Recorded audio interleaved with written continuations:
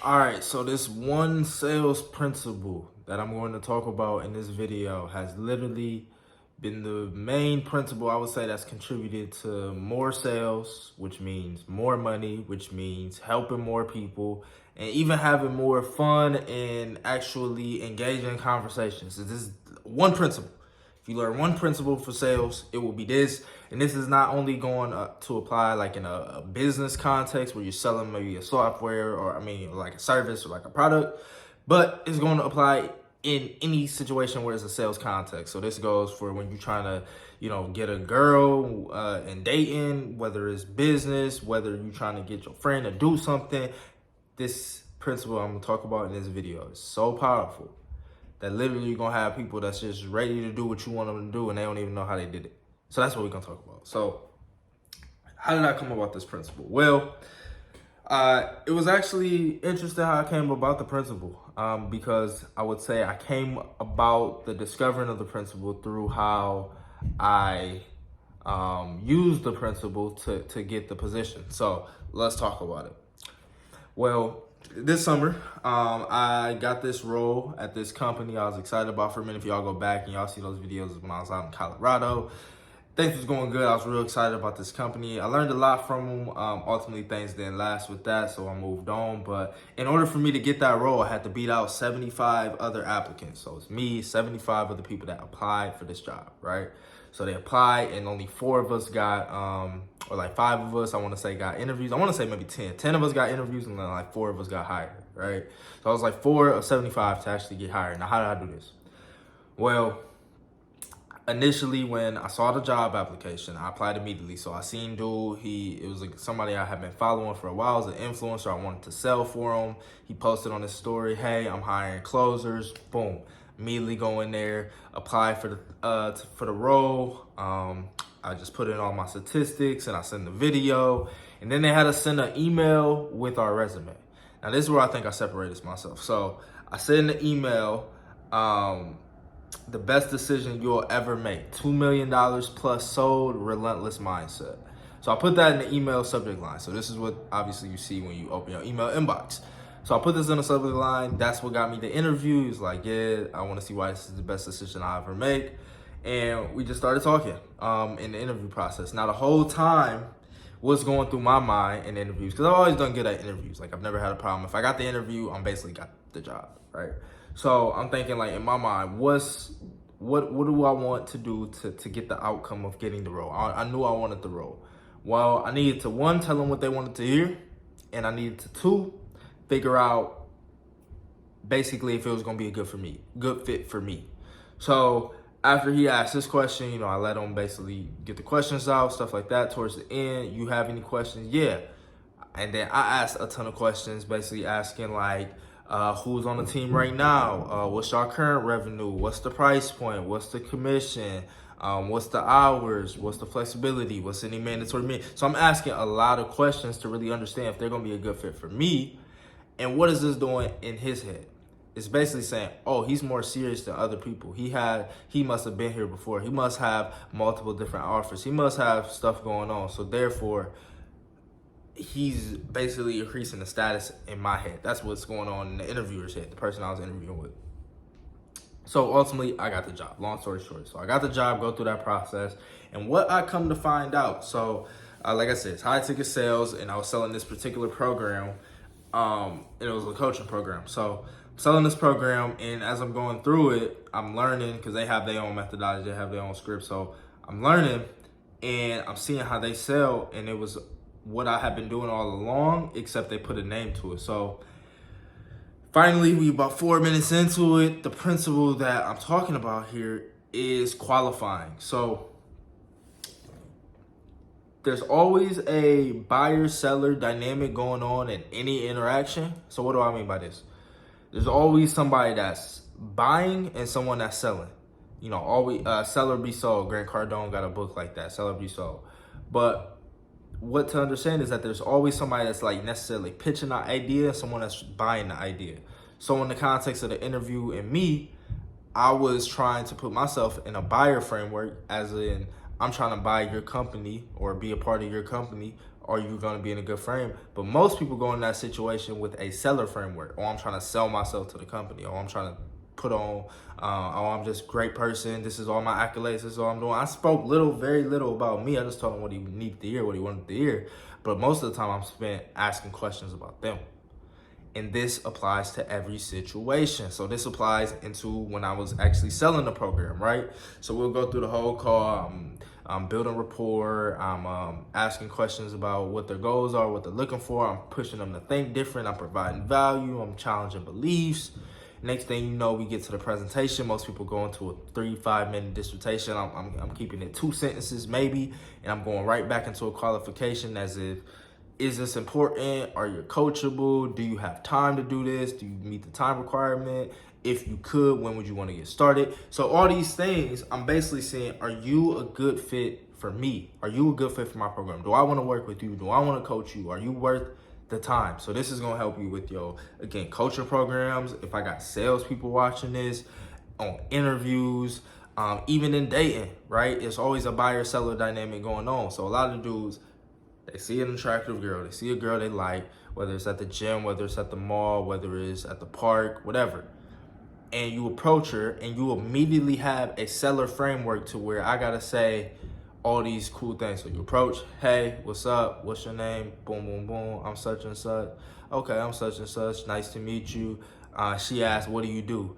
Oh, actually, I'm a financial analyst and I work at Birkin, blah, blah, blah. And then I walk dogs and I also work out 5 times a week. And then I also do this. And then niggas just start validating themselves. They just start over-validating. They just start telling everything about themselves. And they trying to sell themselves to her. So what this is going to do in her mind, and this is not just female nature, this is any human being, this is what happens in people's mind when you overqualify yourself. Their perspective of you and the status that you have goes from here all the way down here when you try to overqualify, overjustify, and communicate yourself, right? And why does this happen? Because what's the opposite? If you don't try to overqualify yourself, if you don't try to get validation from somebody, that shows that you have confidence. That shows that you have high self-esteem. That shows that you don't need someone else's validation. So really what status is gauging is your level of confidence. And who do people want to have relationships with? Who do people view as valuable? Who do people view as positive to be around? Who do people view as people that can get them good results? People that are confident. So if it's in an interview text, who do I want to have for my company? I want to have someone that's confident. Who do I want to work with if I'm selling a product or if I'm selling a service and I'm pitching somebody to work with me? I want to work with the person that's confident. Or if I'm pitching somebody, who do they want to work with? They want to work with someone that's confident, right? Who does a woman want to be with when it comes to a long-term partner or a short-term partner? I know what y'all be on, but who do they want to be there? They want to be with someone that's confident. Who do you fellas want to be with? You want to be with the insecure, needy chick that's on your, line every 2 minutes, every 2 hours, always hitting you up, always on you? No, you don't want that. You want the person that's confident, that's good in their own skin, that can be independent, that can that can have self-assurance without needing validation from you or somebody else. So again, this one framework can literally change the course of your life. Like imagine going into any situation and always understand that there's a buyer and a seller and that you have the most position of power when you're in the buyer frame. Now, how can you assure that you're going to be in the buyer frame? Again, there's a buyer frame, there's a seller frame. Now, we ain't gonna get into deep about what frames are, but the best way to understand a frame is the lens in which you see the world. So basically, the way to think about it is like right now I'm in frame, I'm in the middle, I'm in the frame. This is me out of frame.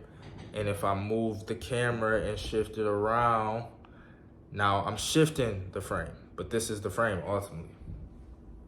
So what you want to do is you want to shift the frame of the person that you're talking to's mind from I'm the buyer, like I'm trying to see if I want to buy what this person's selling, metaphorically or physically or practically. Or you want to flip that to have them say, I'm trying to qualify, I'm trying to sell myself to this person. So how do you do that? The secret key to controlling the frame in any interaction, any conversation. This will literally help you for the rest of your life. And every single interaction you ever go through ever is the most powerful thing that you can ever understand about communication. Framing. The person that controls the frame is the person that's asking the questions. Why do you think in every single sales book, in every single sales course, in every single sales video, they talked about questions control the focus? Because the frame is the focus. Whatever you're focused on at any given time, that's the frame. So like, for example, if I'm going through a conversation and a person says, I'm trying to sell them something. We get to the end of the conversation, we get to the end of the call. I'm like, yeah, the price is such and such. And how do you want to pay? Oh, before we pay, I have a couple questions and concerns. So like, what's your guys' success rate, and how successful has your other candidates been? What results have they gotten? Now they're asking you all these questions. So who has the frame? They have control of the frame. They're asking the questions. So if they have control of the frame and they're asking the questions, that puts me into a seller dynamic. That puts me automatically in a position where I have to justify myself. So what do? I'm going to quickly answer the question, give them the information that they need. Yeah, we have a 90% success rate, but really in our industry, no one ever goes without a job. So ultimately, I'm curious on why you think that you would even be in a position to where you might not have a job going through this process if someone always gets a job eventually, if I sell a career coaching program, which I do. So this makes them go internal and say, oh, well, actually, I think I'll do good at getting the job. Great, well, we'll get you interviews, so let's sign up and let's do it. Now that eliminates the objection of, oh, well, what if I don't pass interviews? You already told me you were confident in passing interviews. You were just qualifying yourself. So you always just want to flip it back to having them look internal. I'm trying to give a lot in this video, and I don't want to make it too long. I feel like my last video has been a little too long, so I'm about to end it. But the key is to control the frame with the questions that you ask, and you always want to ask questions to where they are qualifying themselves to you, and then they'll naturally just find themselves doing things. And all this is unspoken. Majority of communication is body language. The next big portion of communication is tonality. The smallest portion of communication is the actual words that you're saying. So how you present yourself, how you use your voice, the loudness of it, the tonality, the softness, the pace, and the way that you use your words and the deftness of them can all provide a different level of energy, but different perspective, a different outlook, a different frame of the conversation. So I want you to meditate on this. I want you to use it in your conversations. How can you see when someone asks you to do something, can you flip the frame back on them to have them qualify themselves to you? If a girl's asking you all these questions about what you do, you know that she's seeking your, maybe just like subconsciously, she's seeking your strength. Can you have the ability to hold frame? You know, the dating community talks a lot about this, but it is really effective in any communication context. But could be asking questions about, you know, what do you do for work, or you do this. And now most guys they'll be in a seller frame and try to over justify, oh, I do this and I make X amount a year and I do all this. But you just be like, yeah, I'm in the finance industry, but yeah, that's just boring stuff about me. I mean, how about you? Like, you know, what do you do with your life? So now it's like, oh, shoot, well, now she's in the frame of, well, why is he acting like I don't do anything with my life? Now I'm trying to justify and make it seem like I have a cool and adventurous life and all this stuff going on. So I hope y'all are getting the view. I hope I'm putting y'all in my frame of the world to where you can use frames to get the things that you want. If it was helpful, like the video. Comment what you want to see next. Subscribe if you're new. And I will catch you on the next one. Peace.